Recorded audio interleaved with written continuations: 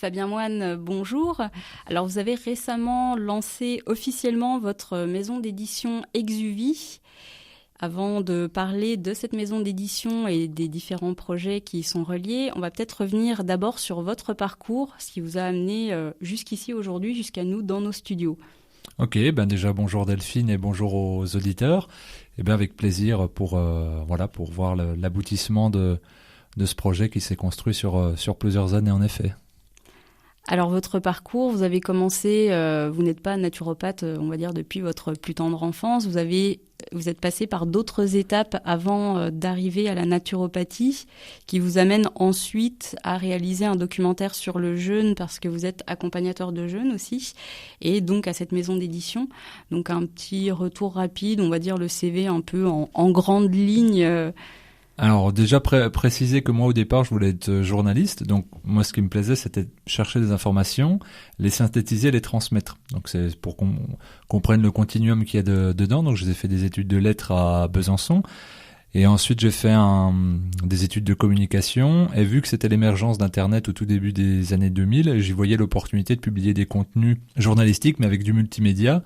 Donc j'ai fait une maîtrise des métiers des technologies de l'information. Et j'écrivais des chroniques musicales, des interviews, etc. Donc j'étais quand même relié au domaine de l'écriture. Mais avec on va dire, le développement d'Internet, j'ai plus été en développement de sites Internet, du graphisme, etc. Donc je suis parti sur cette sphère-là, en laissant de côté, malgré moi, va dire cet aspect-là du journalisme. Et j'ai travaillé 7-8 ans, y compris à mon compte dans l'informatique. Et puis j'ai profité d'une opportunité de licenciement économique dans une entreprise dans laquelle j'étais pour ne plus faire que de la naturopathie, que je développais déjà en parallèle, mais pour moi. C'est-à-dire que j'avais déjà une alimentation qui était biologique, qui était très poussée au niveau diététique. J'avais déjà commencé à jeûner. Et je commençais à me former un petit peu dans les ouvrages. J'avais déjà une bonne bibliothèque. Et puis après, quand il y a eu ce licenciement, j'ai donc eu une période de chômage. Et donc j'ai décidé de basculer complètement à 100% là-dedans. Donc ça, c'était en 2010. J'ai beaucoup voyagé. Au Québec, en Inde, où j'ai été me former, puis je me suis formé auprès de Désiré Mérien pour devenir accompagnateur de jeûne et hygiéniste, naturopathe. Donc Désiré Mérien, c'est un peu on va dire le papa du jeûne, entre guillemets. En France, c'est ça. Ouais, Ouais. Même au niveau francophone, voilà, il a 86 ans aujourd'hui, il est en Bretagne, et donc je me suis rapproché de lui assez rapidement, idéologiquement au départ, de manière livresque, et puis ensuite par mail, par téléphone, et après physiquement. Et puis maintenant on se lâche plus, parce que là j'y retourne cette fin de semaine là justement chez lui. Je suis toujours en formation avec lui parce que c'est quelqu'un qui a 55 ans d'expérience, qui a accompagné 30 000 jeûneurs, donc évidemment il a une expérience de biologiste et d'observateur et de chercheur incroyable. Donc je continue de me nourrir auprès de lui. Et puis c'est quelqu'un qui a écrit une trentaine d'ouvrages, enfin voilà, qui a une connaissance assez encyclopédique sur le jeûne. Donc voilà, mon parcours, c'est une volonté, moi, d'être proche de l'écriture du livre, donc avec de la littérature, de la documentation, de la communication. Et puis après, une petite bifurcation dans le domaine simplement de la communication autour d'Internet. Et puis du coup, j'y reviens là avec la réalisation du film, donc le jeûne, où là, j'ai dû toucher à plusieurs métiers, on va dire, culturel, et pour le diffuser, en effet, la création d'une maison d'édition qui a toujours été dans un coin de ma tête, mais c'était presque, qu'est-ce que tu aimerais ? Il dit, j'aimerais avoir une maison d'édition. Mais c'était quelque chose que je concrétisais pas parce que ça me semblait inaccessible, d'autant plus qu'il y a un déclin de l'édition en France, donc c'était plutôt quelque chose qu'on porte dans la tête et dans le cœur, puis qu'on se dit j'aimerais ça. Mais c'est un peu quand je serai grand, je serai pompier. C'est un peu ça, quoi. C'est un peu ça, parce que rien que l'objet livre pour moi est quelque chose de sacré, et puis le fait de transmettre du savoir, le fait de faire cohabiter des auteurs, j'ai toujours trouvé ça fantastique. Et donc ça me voilà, c'était plus un rêve que quelque chose que je voyais comme concret, ou alors je m'étais dit, si j'ai un bel accomplissement professionnel un jour, en dernière partie de vie professionnelle, j'aimerais ça, mais de manière très lointaine. Donc là, la maison d'édition, elle va vous permettre de publier des livres, mais aussi des films. Donc au niveau des thématiques, on va tourner beaucoup sur la santé, sur l'appréhension du vivant, d'après ce que j'ai compris. Est-ce que vous pouvez nous en dire un petit peu un mot? Qu'est-ce qu'on va trouver en fait quand on va aller quand on va se tourner vers votre maison d'édition? Alors, eh bien, en fait, moi, quand je l'ai pensé, je me suis dit, j'aimerais que ce soit la bibliothèque en sciences humaines que j'aurais voulu découvrir à 20 ans. Voilà. Et celle que je voudrais transmettre à mon fils. C'est un peu ça. Donc, ça ne sera que des propositions culturelles, de choses qui me touchent, sur toutes les sciences humaines possibles, et qui participent à une proposition positive et concrète sur le vivant. C'est-à-dire, ça peut toucher évidemment la santé parce que c'est le cœur de mon travail et c'est une passion, mais il y aura aussi de l'histoire. Parce que pour construire l'avenir, il faut savoir d'où on vient. Il y aura aussi de la sociologie, de l'anthropologie, pour comprendre le contexte dans lequel on peut s'exprimer, on peut se développer. Et puis, voire même de la politique. Parce que quand on touche à ces thèmes-là, l'histoire, la sociologie, l'anthropologie, forcément, on est dans le sillon politique. Mais il y aura également de la poésie, de la littérature, j'espère. Et puis, des collections très spécifiques, comme sur le sport. Et une qu'on a créée qui s'appelle Regard féminin, et là qui participe à donner des informations pour tout ce qui concerne le pôle féminin de l'humanité, c'est-à-dire de l'adolescence, de la grossesse, de la fin de vie, la compréhension du phénomène féminin au sens large, puisque il y a un grand tabou, il y a une grande méconnaissance et il manque d'éducation et de pédagogie, donc on a décidé de consacrer une collection. Enfin moi ça me tient à cœur. Alors volontairement c'est une collection dont je ne m'occuperai pas parce que donc je suis un homme, et là c'est de donner la parole aux femmes. Alors sûrement pas vers un volet politique comme le féminisme, c'est pas du tout ça le but, c'est vraiment pédagogique, transmission et échange. Donc par exemple sur l'aptonomie, sur la symptothermie, sur les violences, là on propose un documentaire sur les violences gynécologiques obstétriques, voilà, c'est de ramener des sujets de société avec des propositions constructives, positives pour toutes les générations. Et voilà, ça va être à peu près ça. Je ne m'interdis rien quant à la publication de possibles ouvrages ou documentaires, puisque le but c'est d'appréhender le vivant de manière la plus large possible. Quand on cherche à creuser ou à comprendre un phénomène, on se rend compte vite qu'il y a beaucoup de ramifications. Et donc de se couper d'une partie de sources d'informations, ça me semble dangereux pour comprendre même un épiphénomène. Ouais. Et donc, le but des éditions Exuvie, c'est d'être au cœur de la vie et donc de proposer du contenu qui touche à un nombre de domaines assez variés. Mais moi, même si c'est la santé, parce que c'est déjà s'approprier avec autonomie un bien-être, pour moi, l'histoire et la sociologie sont aussi importants. Comprendre l'homme dans sa société et puis ne pas compartimenter les choses, contrairement à ce qui se fait régulièrement, on va dire, dans la société pour comprendre. C'est ça. On a tendance à tout enfermer dans des cases, des étiquettes bien rangées, ça rassure, quoi. C'est ça, puis c'est qu'on a des spécialistes qui ne communiquent que rarement entre eux.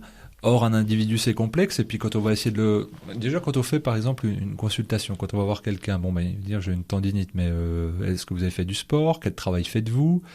Comment ça se passe à la maison? Comment vous mangez? Comment vous hydratez? Quelle position vous avez-vous au travail? Est-ce qu'il y a des récurrences génétiques là-dedans? Enfin, on est obligé de toucher à toutes les sphères pour comprendre qui il est. Un humain arrive forcément avec une histoire complète. Et donc, ça me semblait... une logique implacable que si j'avais envie de transmettre des informations au public, je devais avoir l'ouverture la plus large possible parce que je ne sais toujours pas comment fonctionne un humain. Je ne sais pas s'il est plus psychique que matériel, je ne sais pas quelle est la place de son spirituel, je ne sais pas quelle est la place de sa génétique dans son fonctionnement, je ne sais pas comment fonctionne son subconscient. Quand il dit jeu, c'est quoi? C'est un jeu culturel ou c'est un jeu qui est tout à fait personnel? C'est très compliqué. Et donc, et ça serait présomptueux de dire, c'est comme ça. Et donc, l'idée, c'est plutôt de confronter des approches, des disciplines et des sciences complémentaires, voire même avec des discours opposés. Moi, ça me pose pas problème de ne pas être d'accord avec un auteur si lui, il est ouvert et que sa proposition est constructive. Donc, c'est ça le but, c'est d'avoir des confrontations. La différence génère obligatoirement la réflexion. Oui. Et le doute... Et généralement, quand on est énervé par quelque chose, c'est qu'on n'est pas serein. Parce que si on est serein à l'intérieur, on dit l'autre il a rien compris et puis on laisse tomber. Oui, on n'a pas besoin de défendre absolument son point de vue. Exactement. Oui. Si on est bien carré sur nos valeurs et nos certitudes, on laisse l'évaluation de l'autre à ce qu'elle est. Et donc je me dis, se faire un peu bousculer dans un monde qui exige de l'adaptation permanente, c'est pas si mal. Et donc le but, ça sera aussi de mettre des discours qui sont sans certitude. Et comme d'ailleurs là on parlait du film, dès le départ, je dis, il y aura plus de questions que de réponses. L'individu doit faire un effort de réflexion, pas autant que l'auteur ou le réalisateur qui va produire une œuvre, mais en tout cas, il peut pas prendre, ça me semble pas correct de devoir avoir quelque chose qui est prêt à l'emploi, qui ne soit pas sans effort, parce que c'est remettre le fonctionnement de son esprit à une entité extérieure, et de dire, je vais tout prendre à mâcher, je vais paraphraser, puis de ne pas pouvoir s'approprier un discours, c'est aussi pour le faire sien, de l'intégrer, de le digérer, puis après de l'expérimenter concrètement dans son quotidien. C'est-à-dire, on entend beaucoup de choses aujourd'hui sur tout un tas de domaines, enfin des opinions, tout le monde en a, mais concrètement, si on les applique, qu'est-ce qui se passe? C'est ça qui est intéressant. Et pour en revenir à cette maison d'édition Exuvie, alors on va s'arrêter un peu sur ce nom Exuvie, parce que comme ça évoque pas forcément grand-chose si on s'y connaît pas en entomologie, j'imagine. Donc est-ce que vous pouvez nous en dire un mot en fait? Qu'est-ce que signifie ce mot Exuvie? Et il est assez symbolique. Oui, il est très symbolique même. Alors c'est déjà quelque chose, voilà, je m'étais toujours dit, si un jour j'ai une maison d'édition, je l'appellerai Exuvie. On pourrait croire que c'est un néologisme, mais pas du tout. En fait, ça renvoie à la mue d'un insecte bien après sa mutation et sa transformation, ce qui reste sur la branche ou sur un feuillage. C'est-à-dire que c'est l'enveloppe cocon qui témoigne du passage d'une étape à une autre. Et donc, pour moi, les maisons d'édition Exuvie renvoient au fait... Alors, il y a plein de symboliques. La première, c'est un livre. Si on l'écrit ou si on le lit, forcément, il y a un avant et un après. Et un livre fort, il va forcément créer une métamorphose pour nous. Il va participer à nous transformer. On a tous eu un livre entre les mains qui a été fondateur dans notre vie où il y a un avant et un après. Et donc l'ambition de la maison d'édition, c'est de dire ça participe à notre transformation. Et la maison d'édition, elle est cette trace-là du passage. Et un auteur, quand il écrit, c'est un témoignage du vivant. Une fois que c'est imprimé, que ça existe théoriquement à vie. Et l'exuvie, c'est ça, c'est ce qui reste du passage d'une étape à l'autre. Et puis aussi la symbolique du fait que ça reste accroché sur un branchage ou sur un arbre. Et c'est avec les arbres et les branches qu'on fait le papier, donc le livre. Donc il y a aussi ça, pour moi, l'individu humain, je peux le dire ici puisqu'on a RCF, donc il est là pour se transformer spirituellement. C'est-à-dire que, de mon point de vue, l'enjeu humain, c'est de passer de l'humain petit h à l'humain avec un grand H. Et donc, il doit créer une forme de métamorphose à un moment donné. Il y a des étapes critiques dans la vie, dans l'existence, où on sent qu'il y a un saut de conscience qui peut se produire. Et j'espère, avec la maison d'édition, en tout cas c'est l'ambition, qu'elle puisse provoquer ça chez le lecteur ou le spectateur qui va avoir dans les mains l'œuvre de personnes impliquées, conscientes, réfléchies, qui s'impliquent dans le vivant. Et donc, cette thématique de l'exuvie, pour moi, je dirais métaphoriquement, mais de manière très concrète et appliquée, elle est d'une importance capitale. Et donc, j'espère qu'elle sera reçue comme telle. En tout cas, moi, c'est le fait de l'appeler comme ça me détermine un leitmotiv, je dirais, tant que je serai en vie, quoi. Et en fait, justement, sur cette question de laisser une trace, laisser une empreinte, par rapport aussi aux livres que vous comptez éditer, il y aura aussi des rééditions, des traductions d'auteurs, on va dire, de livres qui datent déjà d'un certain temps. Est-ce que vous pouvez nous en parler un petit peu? Exactement. Moi, je me rends souvent compte, et en matière de santé, c'est le cas, c'est qu'il y a des gens qui ont déjà beaucoup œuvré à d'autres époques. Par exemple, là, le docteur Barr, donc tout le monde connaît un peu les fleurs de Barr, etc. Bon, on a l'avis qu'on veut dessus, mais c'était le plus grand bactériologiste du Royaume-Uni il y a un siècle, 120 ans. Et lui, il avait vu qu'il y avait 7 écosystèmes intestinaux différents. C'est un peu technique, mais là, aujourd'hui, toutes les études montrent, il y a des reportages à la télé sur Arte. Oh là là, en fait, il y a un lien entre les émotions et l'intestin. Mais lui, il l'avait déjà démontré il y a 120 ans. Et c'était le plus grand bactériologiste. Donc, l'idée, c'est de rééditer ce livre, puis de dire plutôt que de faire des études, de rattendre des colloques, etc., appuyons-nous sur ce qui existe déjà. Et c'est vrai qu'il y a pléthore d'ouvrages, il y a aussi beaucoup de recherches, et des fois c'est oublié. Et on est quand même très ethnocentré. Dans d'autres langues que la nôtre, il y a beaucoup de très très bons ouvrages. Et donc l'idée, c'est de dire, ça existe, n'allons pas le chercher ailleurs, ne l'ignorons pas non plus. Faisons le nôtre, traduisons-le en français, éditons-le en France, ayons accès à ces informations-là. Donc oui, il y aura des traductions, il y aura des rééditions, il y aura aussi des rééditions avec des modifications pour ramener dans une langue correcte, des adaptations, voire même des illustrations, des schémas. C'est vraiment un travail pédagogique que je veux faire, et idéalement, les plus anciens, enfin nous, notre génération, on voit ça, le Club Dial, où tous les mois, on recevait un livre, une sélection. Oui. Et moi j'aimerais que la maison d'édition soit ça, c'est que la personne, elle dise, moi j'adhère au discours de la maison d'édition, je ne connais pas cet auteur, je ne connais pas cette mouvance, je ne connais pas cette discipline, mais je l'achète parce que je sais qu'il y aura une cohérence dedans. Donc c'est d'exhumer certains auteurs, d'exhumer certains textes, de les traduire et de leur dire, ils s'inscrivent complètement dans ce qui est édité dans le présent, puisqu'au final, il y a quand même un continuum dans la recherche en sciences humaines, et puis c'est de faire des ponts entre les générations, les époques et les cultures. Ouais, donc garder l'ouverture d'esprit et puis pas se fermer parce que c'est un livre du passé, se dire tiens, je vais pas le lire parce qu'en fait la réflexion a évolué depuis. Maintenant, il faut peut-être revenir aux fondamentaux et puis des fois ça reste quand même très très actuel. L'humain, toutes les époques, s'est posé les mêmes questions. Qui suis-je ? Quelle est ma place ? Ouais. Quelle est mon aspiration profonde ? Dans ce qui me dépasse et je ne comprends pas, où puis-je trouver des réponses ? C'est les questions de chacun dans toutes les cultures, dans toutes les époques. Donc, toutes les marches sur lesquelles on peut s'appuyer pour avancer dans ces réflexions-là d'un point de vue personnel et je dirais collectif, pour le mieux vivre ensemble, on ne peut pas se permettre de les enlever. Donc, la plupart des grandes religions s'appuient toujours sur les mêmes textes qui ont plusieurs centaines ou milliers d'années. C'est pas pour rien, c'est qu'il y a des choses qui sont inspirantes depuis toujours, il y a des exégèses, il y a plein de choses, enfin on écrit, on relit, on retraduit, on tente de comprendre, on refait des colloques sur les mêmes textes. Donc moi je trouve qu'on a une chance, c'est qu'on a un patrimoine gigantesque, et bien autant s'appuyer dessus, mais parfois il y a des choses qui sont méconnues, et avec des effets de mode ou alors de nouvelles recherches, eh bien, il y a des tendances qui apparaissent et de dire, on peut les mettre en correspondance avec quelque chose qui a été écrit il y a 200-300 ans et puis qui peut-être amène des réponses et une belle complémentarité. Alors un dernier mot, Fabien, sur les livres, on va dire plus particulièrement les livres, c'est qu'il y a aussi un objectif par rapport on va dire un travail collectif avec des auteurs, mais aussi avec des illustrateurs, avec une éthique et vraiment des valeurs assez fortes, tournées toujours vers le vivant, vers l'écologie. Donc ces livres, d'une manière matérielle, tels qu'ils vont exister, idéalement, vous parliez de les faire illustrer par des artistes plutôt que des banques d'images.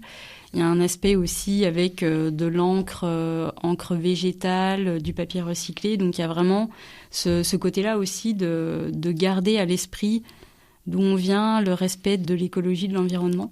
C'est ça, le beau avec un grand B, le beau cohérent. Donc c'est déjà de travailler avec des structures françaises, préserver l'emploi de nos familles, de nos cousins, enfin de travailler en collaboration étroite, essayer d'avoir des circuits courts pour les transports, du papier issu de forêts éco-gérées, en effet, de l'encre végétale, et puis de respecter le livre en tant qu'objet et respecter le lecteur, c'est-à-dire qu'il a un bon confort de lecture, qu'il y a des belles interlignes, une belle police de caractère lisible, suffisamment grosse pour pas s'abîmer les yeux, de la place pour mettre les pouces et les mains dans les marges pour pouvoir tenir correctement l'ouvrage, de la place pour mettre des notes aussi, et en effet, chaque couverture sera illustrée manuellement, c'est-à-dire qu'il y aura un illustrateur, un artiste, comme là on va sortir un livre sur les ondes électromagnétiques, c'est une aquarelliste qui l'a fait, des beaux-arts, on va faire sur du papier canson. Enfin voilà, il y a vraiment cette dimension-là de faire beau, bien, de respecter l'objet, et puis le lecteur, certaines fois, on voit des... En fait, le problème du livre, c'est qu'il est vendu comme un... je sais pas, comme des vis ou comme de n'importe quoi, enfin bien de consommation, et que c'est il y a même plus de réflexion écologique, c'est pour en vendre 1000, on en imprime 10 000, on bombarde en librairie, on emmène ça sur des palettes, c'est imprimé, on sait pas trop où, on sait pas trop quelle qualité, c'est pas relu, donc on a 2-3 relecteurs différents à chaque ouvrage, donc c'est du temps, c'est des moyens, et on voit beaucoup de livres maintenant, il y a des fautes d'orthographe, etc., mais le but c'est de les faire transiter en rotation chez les libraires. Et là, c'est pas du tout la dynamique. Et donc, pour ça, il y a aussi la volonté d'être autonome dans le circuit de distribution. Donc, de faire de la vente en ligne, ce qui implique d'avoir une grande confiance dans le lectorat. Mais il y a une confiance aussi à avoir dans l'illustrateur, une confiance à avoir chez l'imprimeur, et donc c'est s'entourer de personnes qui sont conscientes de la place qu'elles occupent avec leurs fonctions dans un respect écologique global. Moi j'y crois, je pense qu'il y a de la place pour tout le monde. Quand j'ai été voir les banques, aucune ne m'a prêté de l'argent parce qu'on disait l'édition est en train de s'écrouler. Moi je pense qu'il y a, pour les actions positives et faites de manière cohérente, il y a une envie des personnes de chercher du sens. Dans un monde qu'on propose de moins en moins, il y a beaucoup de propositions positives et je suis certain que cette démarche-là, que moi je vois cohérente et logique, c'est-à-dire pour moi c'est logique, et je suis sûr qu'elle touchera des gens et puis que la maison d'édition, de toute façon, ça sera celle des gens parce que si ça ne marche pas, eh bien ça s'arrêtera et si ça marche, c'est grâce aux personnes qui adhèrent au fonctionnement. Donc voilà, donc tout ce qui va tourner autour de cet objet-là, autour de l'auteur, en essayant de les respecter avec des droits d'auteur corrects, eh bien moi j'ai grande foi dans ce projet et les premières semaines me montrent qu'il y a beaucoup d'attentes, au moins sur avoir de l'attention sur un objet aussi sacré que le livre. Alors la question un peu, on va dire, plus terre à terre, mais d'un point de vue budget, vous l'avez dit, les banques n'ont pas forcément accordé de crédit à ce projet-là. Donc comment est-ce qu'on finance la construction, la création d'une maison d'édition et quelles sont un peu les grandes étapes, on va dire, pour faire aboutir un tel projet? Parce que la charge doit être quand même assez lourde d'un point de vue administratif et financier. Ouais. Donc, c'est les économies et beaucoup d'huile de coude et beaucoup de système D. La grande chance que j'avais, c'était que j'ai un passif de développeur informatique et donc j'ai pu faire en compagnie d'Émilie le site internet, donc on s'est débrouillé. Donc c'est un vrai outil qui coûte, si on l'avait fait faire entre 10 et 15 000 euros, donc là ça nous a coûté rien. Sauf de l'huile de coude et du temps. Et puis après, pour toutes les démarches administratives, je l'ai fait moi-même, donc c'était assez long. Et puis après, c'est du temps, c'est d'essayer de tout optimiser chaque chose. Donc j'ai mis mes économies, puis là, en gros, la vie de la maison d'édition va reposer sur son identité phare au début, c'est-à-dire mon film. Donc j'ai pas pris de droit d'auteur sur le film, et donc moi je l'ai fait avec mes économies personnelles et avec un financement participatif qui a bien marché. Et donc ce qui va rentrer pour le film n'ira pas en gros dans ma poche, mais ira pour la maison d'édition. Et moi j'ai toujours vu ça, quand je l'ai eu l'idée de la maison d'édition, je me suis dit le film va être le charbon de la locomotive de la maison d'édition. Donc je compte en fait sur une rotation, que une parution serve à publier la prochaine. C'est un peu comme ça que, de toute façon c'est pas un peu, c'est comme ça que ça va se passer. C'est que je capitaliserai sur les rentrées d'argent pour pouvoir imprimer, éditer, produire, au fur et à mesure. Donc ça donne pas le droit à l'erreur, mais en même temps, c'est une obligation de travailler correctement et bien. Voilà, et j'ai, à ma grande surprise, beaucoup de personnes m'ont contacté pour me soutenir, et c'est un soutien moral énorme, et ça donne une énergie insoupçonnée. Et d'autres personnes aussi qui m'ont contacté pour m'aider de manière bénévole, pour la relecture, pour la communication, pour la comptabilité. Et je me trouve avec des gens qui me disent moi ce projet-là il fait du sens. En ce moment dans ma vie j'en cherche, en côté de mon travail ou là parce que j'ai pas de travail, et ce que vous faites ça me ressemble, parce qu'il y a des personnes, c'est des inconnus. Et donc là ça m'aide beaucoup. Et puis je crois qu'on tient tous à la passion et à la foi, et là moi ça me fait appréhender la notion de travail de manière complètement différente. C'est que là, j'ai beaucoup travaillé à mon compte, je travaille essentiellement à mon compte depuis 15 ans, mais là, c'est de se mettre au service, ce qui est encore différent. C'est une étape, je dirais, qui est plus subtile, qui est plus, j'ai pas peur du mot spirituel, mais c'est ça qui se produit. Et beaucoup de personnes se trouvent à se mettre au service de projets, et puis avec tous les partenaires que je peux rencontrer, en fait il y a des gens de bonne volonté qui font des calages de trésorerie, et donc il y a des solutions partout. Et je pense que quand on est animé de choses positives, qu'on le fait avec passion, qu'on arrive à transmettre son intention, ça se produit. Voilà, des gens qui donnent du temps mais qui n'attendent pas d'argent dans cette société qui est plutôt inversée. C'est ça, mais c'est pour ça que tout à l'heure quand je disais il y a de la place pour tout, et je pense que moi je suis très surpris de l'accueil que j'ai, même au niveau des administrations. Il y a toujours, alors il n'y a pas d'aide concrète financière, mais de dire oui vous faites ça, oui c'est bien. Il y a une estime, et ça fait chaud au cœur, parce que je pense qu'on est tous en recherche de sens et de valeur. Et que des fois dans notre vie on n'a pas le temps d'en développer pour soi, mais que quand il y a une opportunité de soutenir, ne serait-ce que par un c'est bien, bonne chance, eh bien on le fait. Et là c'est ce qui se produit, donc voilà, c'est ce qui me motive à ne pas changer d'un iota la ligne directive que j'ai dans ma tête depuis un an et demi où j'avais l'idée de cette maison d'édition.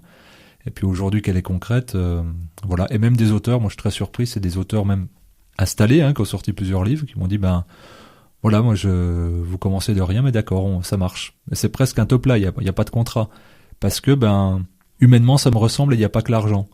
Alors que les auteurs, s'ils ne vendent pas, ils n'ont pas de rentrée financière. Ouais, c'est ça, ouais. Donc c'est un risque pour eux, je dirais c'est un risque partagé, mais on se sent soutenu, accompagné, eux comme moi. Donc voilà, c'est des belles choses, puis des belles rencontres. Donc ça vaut tous les arrachages de cheveux du monde. La confiance, voilà, le pouvoir de la confiance. Alors, Fabien, si nos auditeurs, auditrices veulent s'intéresser un petit peu de plus près aux éditions Exuvie, côté information pratique, donc on va peut-être prendre l'adresse du site internet. Alors c'est tout simple, c'est exuvie.fr, exuvie.fr. Sur la page contact, il y a une vidéo de présentation pendant 30 minutes, je détaille, parce que le but c'est d'être complètement transparent sur toute la vie de la maison d'édition, et puis j'ai une chaîne YouTube où je présente les choses. Et donc tous les mois, je vais faire une vidéo sur la vie de la maison d'édition. Le but, c'est de montrer aussi ce que c'est que le livre, ce que c'est que l'information, ce que c'est qu'un auteur, ce que c'est qu'une œuvre, ce que c'est qu'une création. Donc voilà, si on va sur le site de la maison d'édition Exuvie, et puis évidemment sur Facebook, où là il y aura toute l'actualité. Parce que le but, c'est aussi qu'il n'y ait pas que des livres. Il va y avoir un blog très alimenté sur la maison d'édition, où on va partager des chroniques de livres, on va partager des chroniques de films, de documentaires, de spectacles. Tout ce qui peut s'inscrire dans la dynamique de la maison d'édition. Le but, c'est d'être pluridisciplinaire, et tout ce qu'on ne peut pas aborder, on l'abordera quand même dans un blog pour créer de l'ouverture, de la culture, et puis toujours pareil, sous forme pédagogique, pour une meilleure compréhension du vivant. Produire du sens et du contenu. Et actuellement, sur le site, qu'est-ce qu'on trouve ? Est-ce qu'on peut déjà acheter des livres ? Est-ce que c'est des livres qui sont en préparation? On peut déjà voir certains livres qui vont paraître, donc ça donne une idée du catalogue. Il y a déjà donc mon film Le Jaune à la croisée des chemins qui est en... Ah oui, parce que donc un des moyens de financer, c'est qu'on va passer aussi un peu par la précommande, ce qui va permettre donc là pour mon film, avec les précommandes, je vais pouvoir donner une part au presseur du DVD pour pouvoir... Voilà, donc là on peut précommander, toujours avec des tarifs préférentiels, donc le film en DVD. Il y a aussi un livre Un esprit sain dans un corps sain de Roger Lemadec, donc sur la santé, et puis 10 livrets sur le jeûne écrits par Désiré Mérien dans les années 90. Donc voilà, des petits livrets qu'on ne trouve que sur le site. Voilà, donc c'est déjà ce qui est disponible, et puis après ça va venir grossir, et puis on peut déjà faire vivre la maison d'édition ainsi. Très bien, merci beaucoup Fabien, et longue vie à Exuvie. Merci beaucoup Delphine.